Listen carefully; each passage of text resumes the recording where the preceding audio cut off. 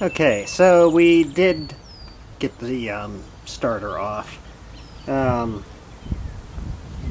nut that held it was threaded on actually backwards because of the way the engine spins in reverse compared to standard engines. But it's a fairly simple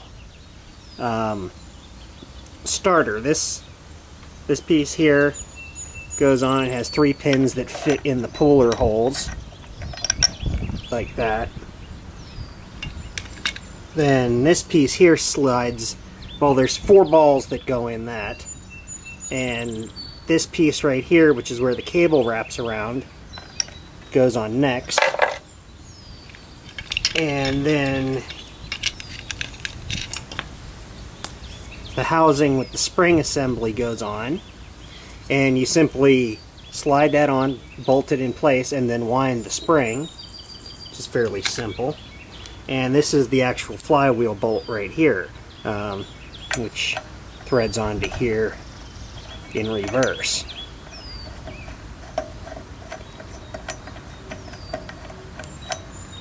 Alright, so to replace the starter cable, we're going to have to remove these 3 screws here, and I'm probably not going to be able to do that while the camera is on because I don't have my tripod.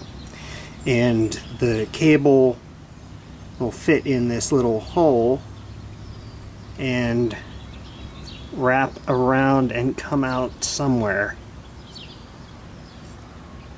right through there.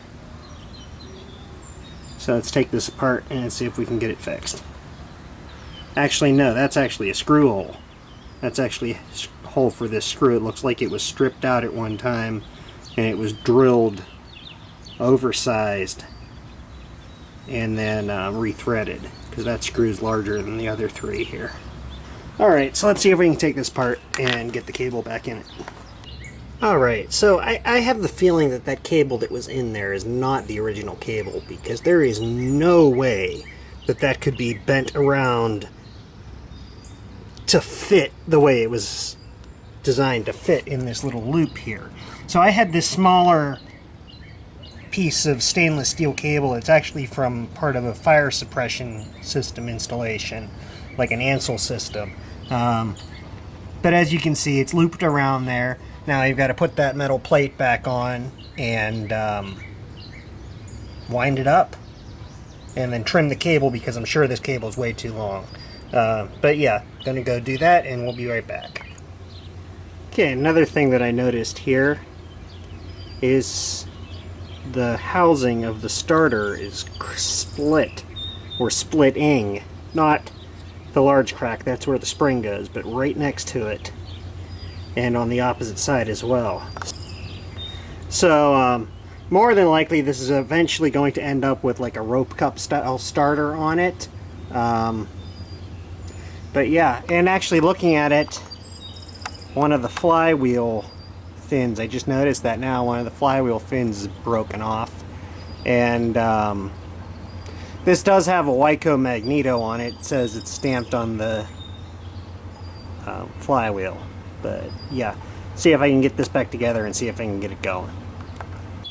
Alright, so we have it back together, and this is very easy to tension the spring on, because once you have it together, simply remove these 3 screws on this forward housing here and turn it about 1 revolution clockwise. That tensions up the spring. Put those screws back in and you're ready to go.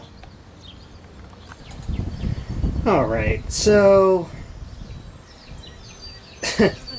now this time the end of the spring snapped. Like where it comes through the outer housing to actually have it hold tension. So now the spring keeps releasing.